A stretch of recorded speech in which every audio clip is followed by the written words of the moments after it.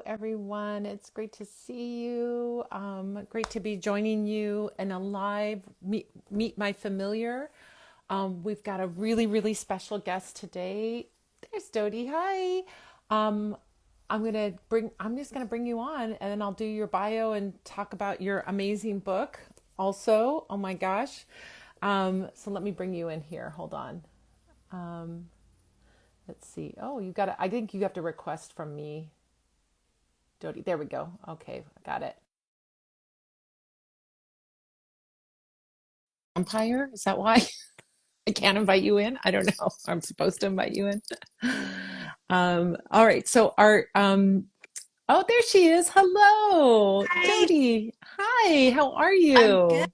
How are you? I'm doing great. I'm going to tell everybody who you are, all about your amazing book. I'm so excited to. I've been really looking forward to this interview because you two have also written a book about familiars, and it is amazing book. This is her book, A Witch's Ally, and we have a lot of. My book was already like, I was doing the polishing on my book when your book came out, and I was like, there was so much confirmation in your book that was like so amazing to see, like, we're on the same wavelength and a lot of our beliefs and practices. I, you know, I, So I think you and I are like distant cousins or something, like it's just uncanny. It's yeah, uncanny. yeah. Yeah. So let me tell you who Dodie is. So first of all, the reason we're doing this interview show called Meet My Familiar, because I have a book on familiars that's coming out in the end of January, January 28th. It's called A Witch's Guide to Animal Familiars. It's coming out through Hay House, and I'm so excited. I think that these two books together, you've got like the 1-2 punch of Yes. like working with your animal familiars. So Dodie Graham McKay, did I say it Yep. all right? Am I saying Yeah, you everything got it. okay? She's in Treaty One Territory. Boy, that's hard for me to say. Treaty One Territory, Winnipeg, Canada. She's an initiated witch and an independent filmmaker. And since the 1980s, she's been involved in magic, music, and other forms of media. Yes, we are sisters from another mister, I think. Dodie is the founder of Moongazy Films Incorporated and has written for The Wild Hunt and is active in her local art and magic communities. And you can find her online, of course, Dodie underscore DM, GM, sorry, here, and on Instagram. And her website is Dodie Graham McKay. We'll put the link to that in the, when I post this, I'll put the link to that so that they can find you. Thank you. She had mentioned in her email that she sent along a couple of photos. She is going to hopefully talk about her late animal companion Oban, and who was with her for 16 years and completely changed her life. And her book, A Witch's Ally, which is a phenomenal book on familiars, was dedicated to him. And she said he died in spirit. He died in 2017, but remains with me in spirit to this day. You also sent a photo of you and Roddy the cat, not a magical animal, but a cuddly, wonderful kitty who is with me also for 16 years. And a picture of two dogs that presently rule my life. Georgia, the Russell Terrier, and Lola, a mixed breed sweetheart that can melt your heart with her soulful eyes. I love that so much. So, my goodness, so many animals to talk about. And thank you so Yeah. much for coming on and talking about this. I mean, I guess I can ask you some other questions that I'm not asking everybody else because you've written a book on familiars. And was he the inspiration? Was Oban the inspiration for you writing the book? Oh, you know, I cannot underscore hard enough how much my life changed when I adopted that dog. Like I mean, part of the reason why I wrote the book also was because there's not a lot of vocabulary around this idea of working with animal familiars in the contemporary magical context. You know, we have historical evidence that witches had familiars that came in many forms, including animals, and how the language was used in history and how people refer to familiars now aren't necessarily the same thing, right? Yeah. Language changes over time.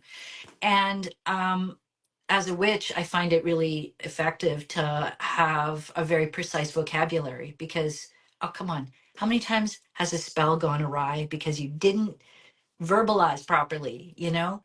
Oh, I want time off to write my book. And then you break your leg and you can't get off your butt for 6 months. Like, Yes. like be careful how you say Yeah. things. So having precise language is a magical tool, and it's an effective one, right?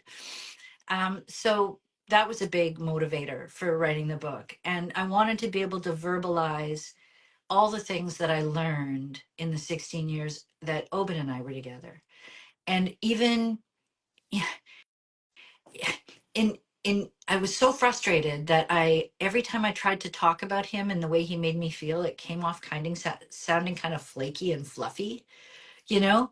And how can I verbalize the deep, you know, profound connection that he and I have? So I want that was my way of paying tribute to his legacy and trying to find a way that those things I learned from him could live on past his physical body. Mm. And I got to tell you, Pamita, when I didn't want to finish the book, I didn't want to hand it in because I somehow was so scared he would die again and I Mm. would go through that grief again. But what I'm finding is that people want to talk about him, and people who never met him want to talk about him. And people are reading about him and being inspired by the book and by things that he taught me.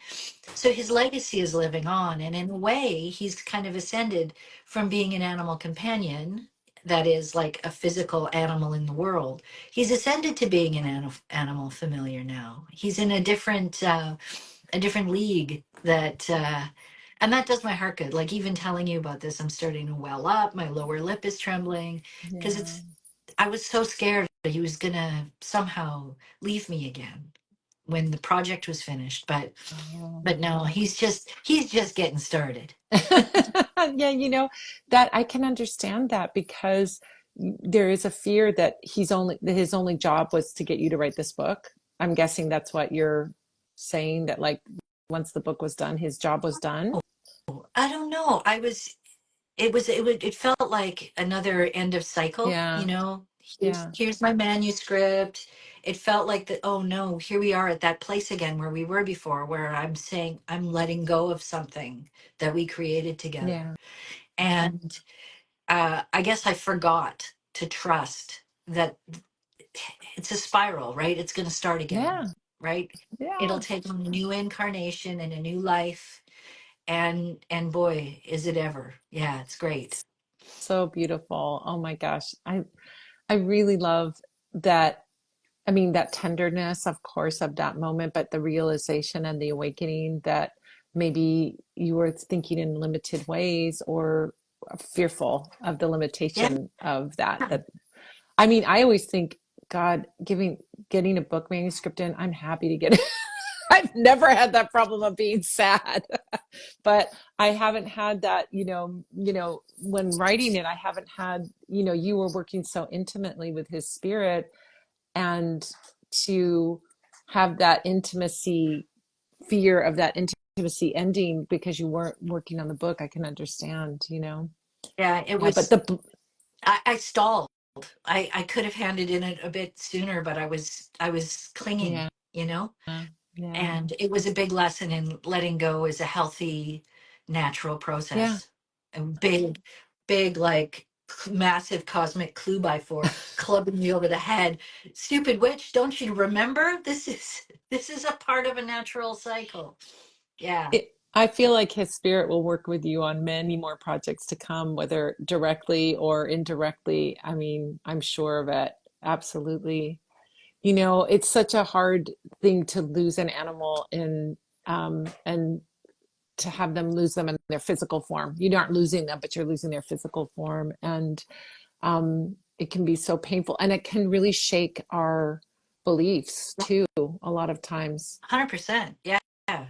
Yeah. I just lost not my familiar, but my little companion cat. And I it was such a sad and unexpected thing. And to remember, like I had to remind myself, oh, her spirit is eternal, and she can come back to you in Yeah. another body, you know. And I you know, the first couple of days I was just feeling just this deep loss and grief, but then I had magical dreams and magical interactions with cats that were fun. I mean, really strongly magical interactions with cats that I do not have a relationship with.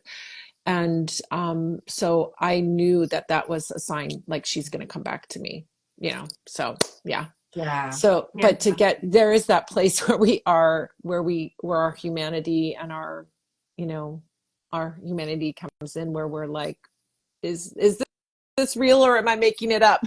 You know, Yeah. and we worry, you know. And it's a Yeah, hard one. It's a hard one to talk about. And, especially like right from the very, very first book launch talk I did, like the day the book came out. I was down at Twin Cities Pagan Pride down in beautiful Minneapolis, yeah, and I did a book launch there on the actual day. And the first three people that wanted to talk to me about the grief of losing a pet. And they had heard me mention Oban and talk about losing him, and they wanted to talk about that. And in a Q&A, that's what people wanted to hear about. And then being approached afterwards, that's what people wanted to talk about, because we don't have great as an overculture, we don't have a really great way of having compassion for folks who've lost a beloved pet or animal companion. It's rough. You know, we've all been told, oh, that was just a pet. You can, why don't yeah, you just go get another one? Um, I got a few choice words for folks who say stuff like that. It's yeah. too, yeah.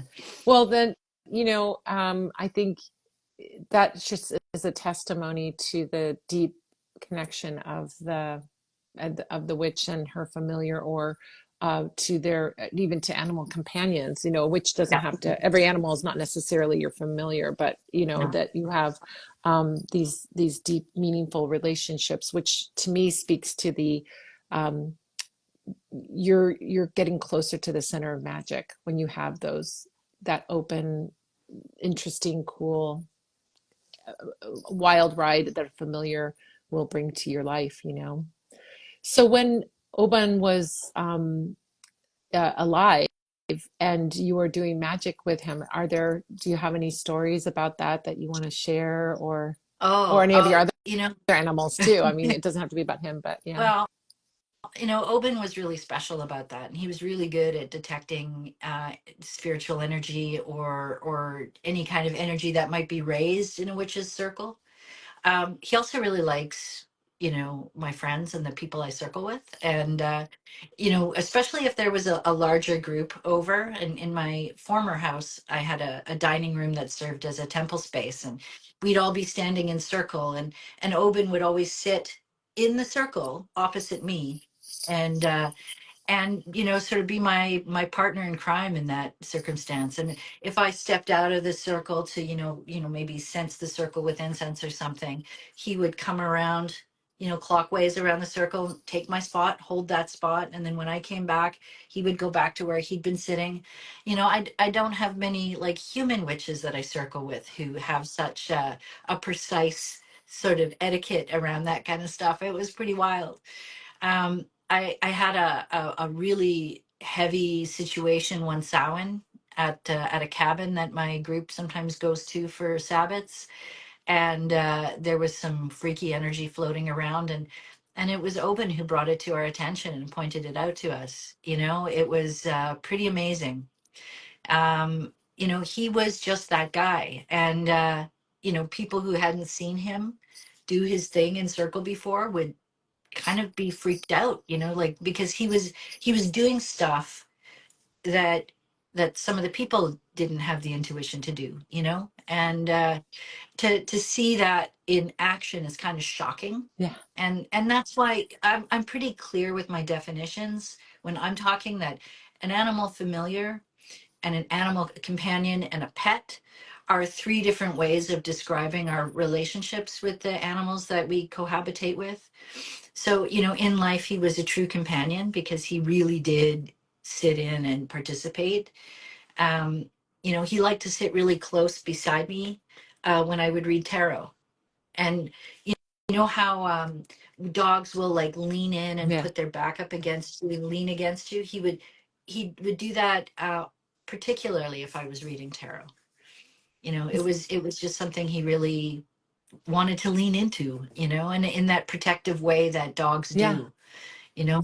Yeah. Well, I think, what's so fascinating is this is not the first interview where I've interviewed someone who had a dog familiar, but yours is remarkable. I mean, like, but dogs love to be protect the Yeah. circle. Yeah.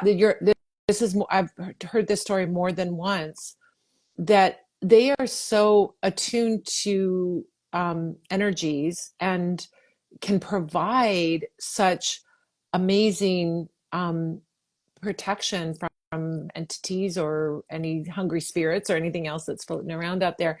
And but I have never heard of a dog going and taking your place when you leave the circle. That is wild. Do you think maybe he was a magic practitioner, a human magic practitioner in a prior lifetime? I don't know. Yeah. He was just really smart that way. And truly a companion. I mean, I also I had a cat years ago named Layla, who was like the opposite of a magical animal. Like, I couldn't even have a candle burning in the house without her setting herself on fire. Like, you know all the sort of magical aptitude of like a wet sponge. It just wasn't happening. That's so funny. That's so funny. Yeah, and I think, you're bringing up something that I think is such an important aspect of this that we cannot really, I mean, we can't, it's never coercive. The familiar witch relationship is never coercive. You're not training your dog to do something, or you're they're showing interest. And I think of it a little bit like human friends. I think we all, as magical people, have non-magical friends that we love hanging out around with, but they're not interested in magic. That's fine. We're interested in we do other things together. We go, do activities together. Or we have, close emotional connections, or, but it doesn't mean that it's less than if your beloved animal doesn't want to do your magic, right? I don't think that you looked at Layla and go, oh, well, forget it. I'm going to trade you in for another model. She just wasn't her Never. thing, right? you know, Well, and so I think it's such an interesting thing to see how they you two, through a synchronicity, come together because that animal is interested in magic and you are interested in magic, and you get together and you do it together, you know? yeah. No, I'm not interested in a lot of the hobbies and pastimes and pursuits of humans in my life. And they still love me for what I am. We can have constructive relationships that aren't necessarily magical Yeah. with animals. Yeah, Yeah. yeah, absolutely. Loving, caring, sweet relationships that are not necessarily they're not just not showing an interest in the magical part. Although, can we really say all animals are magical? They just may not be interested in human magic. Maybe that's what we should say. Well, yeah. I mean, and I talk a bit about it in the book too. It's like getting a sense of each species' perception of the world is gonna, is a great addition to any witch's toolbox. The way you were talking about dogs being really good protectors of the circle. I mean, that is true. And when you think about it, dogs have a much keener sense of smell. They can pick up on that way before we will. Um, Oban saved me from a gas leak. There was a propane leak at the cabin that we were renting, and he brought that to my attention because the propane is heavy and it sinks along the floor. He picked up on it and started acting super weird. So I followed what he was trying to show me, and I discovered there was a leak. Oh my His God. sense, that's not magic. That was me watching his clues and trying to understand why he was giving me those particular sets of clues, thinking about it like in dog terms, understanding his sense of smell, his sense of hearing. These are different abilities and different senses of perception that operate at a way higher level than the humankind does. Yeah. I mean, when I was writing, I kept getting into the just the physicality of animals and how magical those and what they can lend you. And my editor was like, we don't need any more fun facts. Like I'm like, chickens can see in 100 times more colors than we can see. They are like the super people that can see all the colors. Yeah. There's some people that have that extra cone, and chickens have this. And I'm like obsessed with this and this idea. But the obsession and interest in it comes from that, like, oh, you have that amazing gift, dog, chicken, crow or whatever. I want to like tap into that energy, right? I'd love to like see the world through your eyes. And I think that is a great example of that you, because you're so attuned, it's not just a one-way street where the animal is giving us energy. It's a two-way street. We get to like, and we get to merge in some way, and actually do that. Have you ever done vision journey work with animals where you're like hitching a ride and seeing things through their eyes? Have you ever done that? Well, I guess, like when I'm sort of journeying with animals, uh, I get really intense dreams about being canine and what that might feel like. Some people have flying dreams. That's Yeah, like kind of almost a cliche. Oh, I can fly in my dreams. In my dreams, I can go completely canine, drop on all fours, and run really fast yeah, through incredible landscapes. It's amazing. Um, and I think that's sort of the purest form of what you're asking about. yeah. Um, and I love that. I love that. I had a fellow practitioner talk to me about dreaming about being a fish and constant and being able to breathe underwater, but not being like Aquaman, but being a fish. Yeah, yeah. You know, that's There's pretty potent. Yeah, I mean, this is shapeshifting, which is when you enter in and you feel yourself drop on the floor and you feel what it feels like to have your pads running on the rocks and earth and all of that and have that sense. Um, oh, Marta says, I remember running with a pack of wolves and being a deer in a forest with Velis waiting for me. Oh my gosh. Yeah, this shapeshifting ability really starts in the vision work, and it's such a magical thing.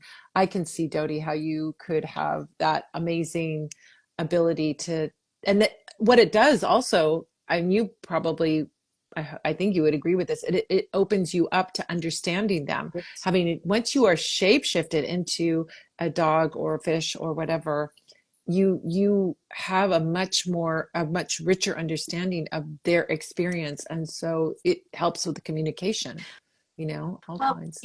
you have that better sense of their experience, but you also have a better sense of what potential exists in the world. If a chicken can see in all those many colors that we can't see, that means all those colors exist. Yeah, That the world is not just about humanity. It's about all the potentials of all the perspectives and all the colors and all the frequencies and all the wavelengths and all the vibrations that other living things can sense that exist, that yeah, are true. You know, yeah. just because you can't sense it yourself doesn't mean it isn't real for another species, right? 100%. Yeah. And that's precious, and that's part of this web of life that as witches I believe we need to be more in tune with, you know. This kind of points out that science keeps working to catch up with spirituality, and in particular what like we know, like as metaphysics, is that we keep finding, oh, science discovers that actually there are wavelengths that people can't see but that animals can see. And you start to really realize that we may have a, a name for it, but it exists even empirically, but we just don't have the instruments to see it yet, right? Yeah. We don't have the instruments to know what magic is, or to know that web of connection of all things. They're starting to find things, like quantum physics and all of that, but we're just so much, science is still such a new a new study, so much younger than magic. And Yeah, yeah. yeah, And somewhere science and magic, and that intersection there is a pretty amazing spot, right? yeah, And I love that. I love yeah. that spot. And I love learning about all of these amazing discoveries that have been made and seeing how they actually echo back to magical practices. You know, Hmm. there's that part of humanity that animalistic piece of us that needs to be honored and respected, um, in order for us to be able to be open to receiving all this interesting information from the world and from Yeah, nature. absolutely.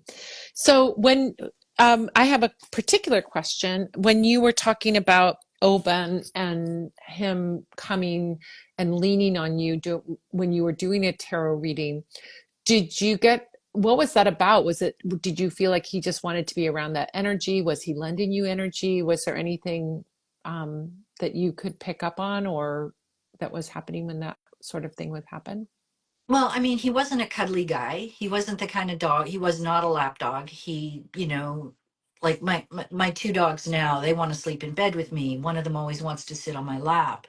Oben always wanted to sit nearby, but not necessarily touching. It wasn't a thing.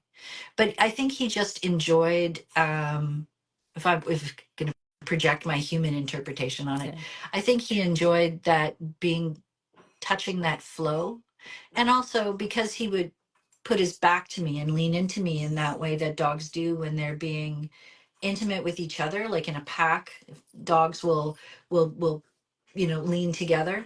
Human beings, when we lean into each other, we go face to face and we tend to embrace, whereas dogs will go back to back and Hmm. kind of watch each other's backs and keep warm and stay cozy that way. I think he was just sort of vibing on what I was up to, and maybe there was something that I was emitting when I'm in that psychic state Hmm. that was particularly attractive to him. I love that. So he was getting something out of the reading along with your client. He's getting a free Yeah, ride. yeah. I just think maybe it felt nice, or maybe he felt like there was something, I was vulnerable in some kind of way, and he needed to protect me. Yeah, maybe, Yeah. maybe when When, you're opening up. Yeah. yeah, maybe when the your psychic energies are open, you're working with that kind of flow. Maybe I'm just not paying as much attention to the real world around me, the physical world. I think there's a little bit of both there, a little Yeah. bit of protection, a little bit of enjoying the vibe, you know. I wish he could have told me in words I would understand, but it was fascinating. Yeah. Well, if you were going to give somebody, let's say that someone came to you, and I mean, you're going to probably have, I mean, you have a whole book, so it's like you have a whole book on how to work with an animal ally with a familiar. But if you could like pick one tip or trick or concept that you would tell someone who either had an animal that they suspected was a familiar or they wanted to bring a familiar into their life, somebody who's new to this, what would be a great little piece of advice or tip or a trick or something? Throw your preconceived notions out the window, right? Just let it go. I've over the time I was doing research for the book and writing the book, people would I would talk to about this topic would be like, I really want to have a fill in the blank animal familiar, and it was like, it's got to be a lobster, it's got to be a Yeah. rabbit. It's like, you really think it works that way? It's like falling in love, the right person or thing comes around and you just can't help yourself, you're just there, right? Yeah. I really, really wanted that, Cernunnos moment where a great stag would, emerge to me in a vision, and he'd look like, Hearn from Robin of Sherwood, that 80s Yeah. series, and Yes. he'd be Yes. like super mystical, and it would be like, and that was so far off from what my experience was. One day I went down to the room I use as my temple space at home, and I realized that just like deer in the woods can stand super still and observe and watch, and you will not notice them because they blend in camouflage. Deer had shown up and had been here all along. I was waiting for glitter and bells, but I got a deer coming in like deer do, silently, quietly, humbly, full of observation and camouflage. And it was right under my nose all this time. So, I would recommend that people take a look, honestly, throwing preconceived notions and projected, ambitions out the window, and just take a look objectively around your home, around the way you present yourself, the way other people talk about you. Maybe you look around and realize, I've got a lot of, like, all my coffee mugs have songbirds on them. Maybe that's a sign of something I should be observing. Why am I constantly drawn to this really sweet, humble little creature that I never really noticed before? I want big fiery phoenix, but I've got this little robin redbreast. Maybe I Mm, need to adjust my focus a little bit. yeah. That is such wise advice. I think it's so interesting because I say you can get specific if you want to get specific about, but it may take longer for that familiar to come to you sometimes when you're so specific. It's kind of like inviting the lover who, you know, makes $1 million a year, has blonde hair, has this, whatever, looks like this. If you get so specific, you may miss out on amazing familiar, right? Is Yeah. what you're kind of saying. If you're Yeah. more open, you're going to have a familiar come into your life and probably a better match, Right. than Yeah. Yeah. And they might be there right now, and you're overlooking them yeah. because you're waiting for, flash bombs to go off or something. Yeah, yeah. Prince Charming, right? And your perfect partner might be right in front of you. Same thing with love. You bring up that it's a lot like inviting a relationship in. The more open you are, the more curious you are, the faster that relationship can come. If you're guarded and only want certain things, it can take a while, to Yeah. invite that. Yeah. And you might not get the you might miss a juicy experience, right? Those little Robin Redbreast may have so much to teach you and show you and to do with you, and you'll miss out on that because you're looking for a phoenix, right? Yeah. Yeah. Uh, well, it has been so wonderful. So I just want to remind everybody that you can find Dodie here on Instagram at Dodie_GM. She also her website, which will be in the comments below, Dodie Graham McKay, and her amazing book, A Witch's Ally, is out now. It just came out like a few months ago, right? It was like 6 months ago, 5 months When ago. was September? I don't know. Don't make me do math. I don't know. And it Um, depends on where you live too. It came out in September in the US, and it made its way into Canada and the UK by yeah. October. So it's out there. Oh my gosh, it's such a gorgeous book. And so um, I want to remind everybody to go grab that. And while you are grabbing that, if you're shopping at an online bookstore, you can also pick up a pre-order of The Witch's Guide to Animal Familiars, and you will have your 1-2 punch about working with animals in your magical practice. And I want to remind everyone, if they do pre-order, go to animalfamiliars.com. You can sign up for some awesome bonuses, and you can get those as well. Dodie, thank you so much for taking the time and coming My here. pleasure. And I'm sorry that Canada is now above a meth lab again. I'm sorry Yeah. about that. I just, I am here. I am your moral support, your emotional support Canadian anytime. I know all us Californians have that fantasy of that West Coast joining Canada, that long, like Canada having a long tail on the West. We all have that fantasy. Well, thank you again so much for joining, and I appreciate your beautiful book so much, and I look forward to seeing you out and about wherever we meet up. I'm sure we'll meet up Yeah. again, and we'll get to talk about music and movies and all those other good things that you're doing. And thank you again for sharing about the animal familiar experience. It was so lovely. Thank you. Well, nice to speak to a like mind. So Yes, I can't wait yes. to get my hands on a copy of your book. Looking forward Oh to it. yeah, I'll be sending you one. Thank you so much again. Take care, and have a happy holiday too. Have a happy end of the year holiday. Yeah, you All too. right. Thank you. Bye. Bye.